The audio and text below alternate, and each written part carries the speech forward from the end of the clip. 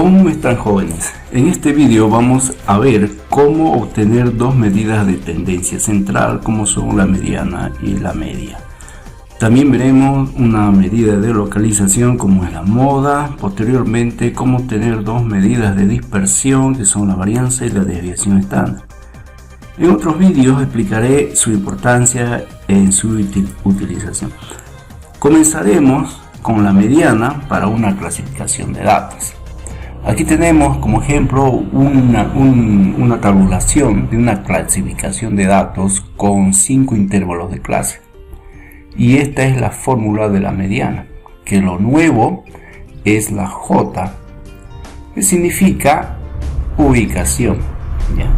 Por ejemplo, FJ significa frecuencia acumulada, ¿ya? Y la frecuencia acumulada 1, que está en el intervalo de clase número 1 o el primerito, es la F1, la frecuencia acumulada 1. Luego tenemos la frecuencia acumulada 2, luego tenemos la frecuencia acumulada 3 y así sucesivamente. Como vemos, los números, los subíndices, están representados por la J, que es la ubicación. Entonces, lo primero que tenemos que hacer es encontrar dónde más o menos va a estar nuestra mediana, y para eso vamos a ubicar FJ. Vamos a dividir el número de datos, que es 25, entre 2 y eso nos va a dar 12.5. Ahora 12.5 tenemos que encontrar en la frecuencia acumulada un número mayor, próximo a 12.5, o sea, el próximo mayor a 12.5, que sería 16. Y 16 se encuentra en la frecuencia acumulada número 3. Y la F3 se encuentra en el intervalo de clase número 3 también. Ahí está, la frecuencia acumulada 16. Y 16 está en la clase número 3, ¿ya? Con sus intervalos 52 y 58.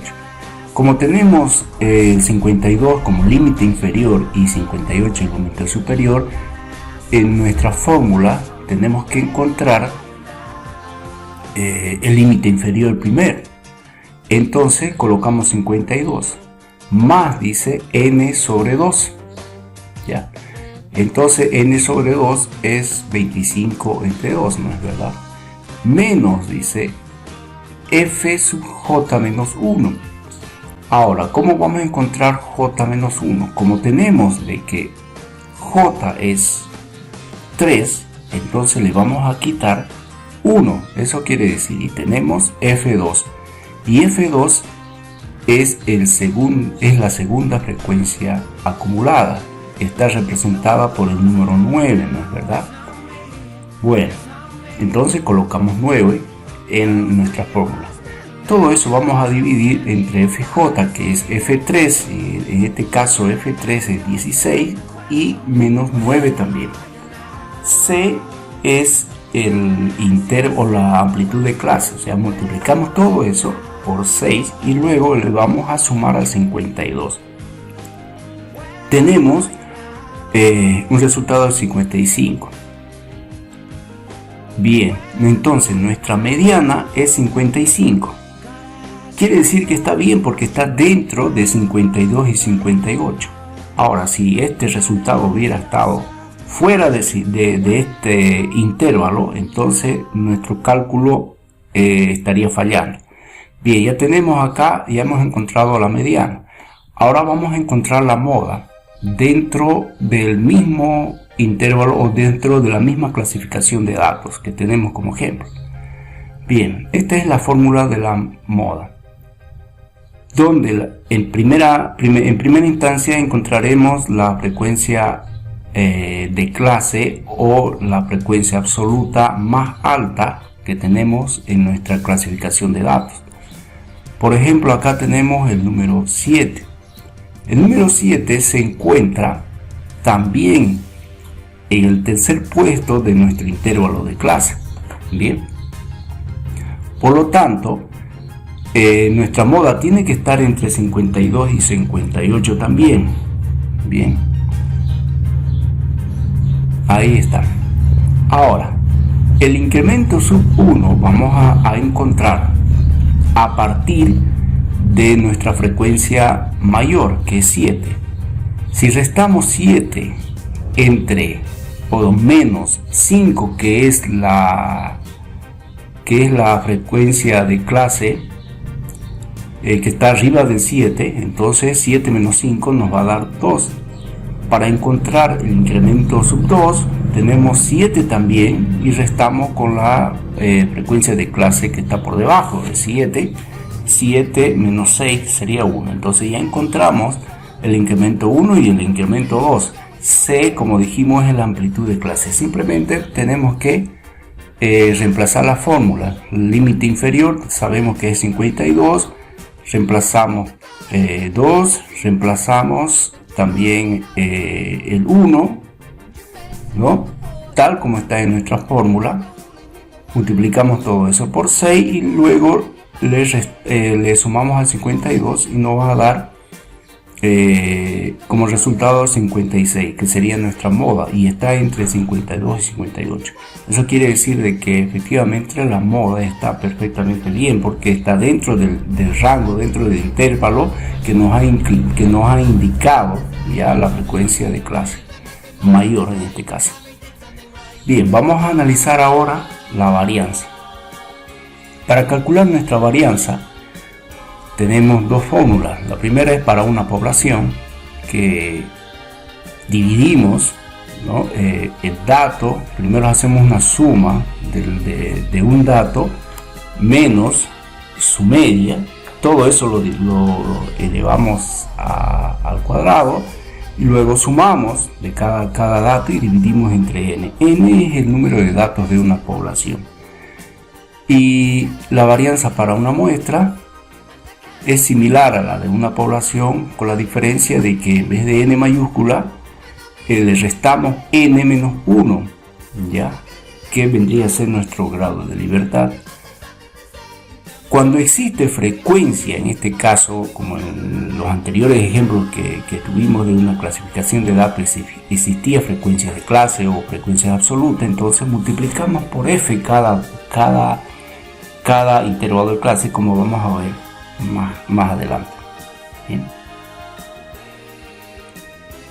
Aquí tenemos como ejemplo una clasificación de datos, que lo único que necesitaremos va a ser la frecuencia de clase, y a partir de eso vamos a empezar a sacar todos los resultados según lo que nos indique nuestra fórmula.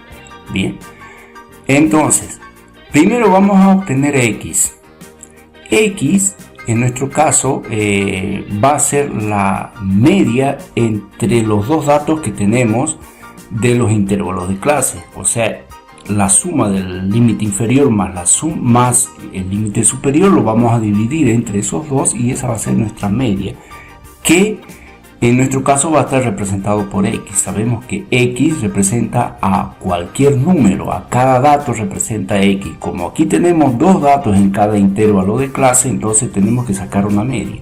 Bien, o sea, 40 más 46, que es el primer intervalo del intervalo de clase, lo dividimos entre 2 y nos va a dar 43. Y así hacemos para cada uno. Entonces ya tenemos nuestra x, que le vamos a llamar marca de clase. 43, 49, 55, 61 y 67 sería nuestra marca de clase o x, ya para cada intervalo de clase que tenemos. Luego dice que tenemos que sacar la media de nuestra clasificación de datos, la media de una muestra. En este caso vamos a sumar la multiplicación de la frecuencia por cada x, o sea, primero multiplicamos f por x, luego sumamos todo eso y le dividimos entre el número de datos. Bien, vamos a ver 4, por ejemplo, que es la frecuencia de clase del primer intervalo, lo multiplicamos con la marca de clase también del primer intervalo y nos va a dar 172. Eso hacemos para cada intervalo de clase y ahí tenemos los resultados. Luego dice que tenemos que sumar. Sumamos todo eso y nos va a dar 1369. Bien, entonces ya tenemos numerador para reemplazar. n es el número de datos, que es en este caso 25. Entonces 1369 vamos a dividir entre 25 y esa va a ser nuestra media. Ya tenemos la media 54.76. Bien, el próximo paso sería entonces restar cada dato, o sea, cada x, que es 43, menos la media, o sea, 54.76. Bien, en el primer intervalo de clase tenemos 43, que es x, menos 54.76 y nos va a dar menos 11.76. Eso hacemos para cada intervalo de clase. Luego, cada dato ya que tenemos, en este caso menos 11.76, menos 5.76, tenemos que elevar al cuadrado, es lo que nos indica nuestra fórmula. Bien, o sea, menos 11.76 lo elevamos al cuadrado y nos va a dar como resultado 138.29. Y así hacemos para cada intervalo de clase también. Luego dice de que este resultado vamos a multiplicar por f, o sea, por la frecuencia de clase. En nuestro caso tenemos para el primer intervalo de clase 4. Entonces multiplicamos 138.29 por 4. Bien. Y nos va a dar 553.16. Y así hacemos para cada intervalo de clase también. Luego nos indica la fórmula que debemos sumar. Entonces sumamos estos resultados y ya tenemos nuestro numerador, que es 1402.41, y vamos a dividir ese resultado entre los grados de libertad, o sea, n-1, o sea, 25 menos 1. A ver, 1402.41, que está como numerador, y 25 menos 1, y eso tenemos un resultado de 58.43.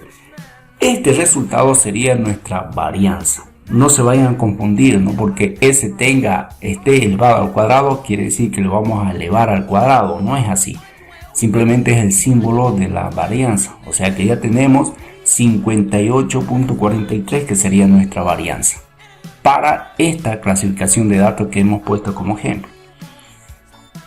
Ahora vamos a ver la desviación estándar. La desviación estándar es otra medida de dispersión que lo único que tenemos que hacer a la varianza, a la fórmula de la varianza, vamos a sacarle su raíz. O sea, ese cuadrado que tenemos, número 2, va a ir a dar al cuadrado de la raíz. Por eso tenemos una raíz cuadrada. O sea, a ver, del ejemplo anterior hemos sacado nuestra varianza, que sería 58.43. Al 58.43 vamos a sacarle su raíz y vamos a tener 7.64. Jóvenes, esta sería nuestra desviación estándar, que más allá les vamos a explicar en próximos videos explicativos para qué sirve, en qué utilizamos nuestra desviación estándar. Ya vimos algo en clases cuando estábamos en las aulas, pero vamos a reforzar con un video posteriormente. Bien, muchas gracias jóvenes, espero que les haya servido. Cualquier duda ya saben dónde encontrarme. Hasta luego.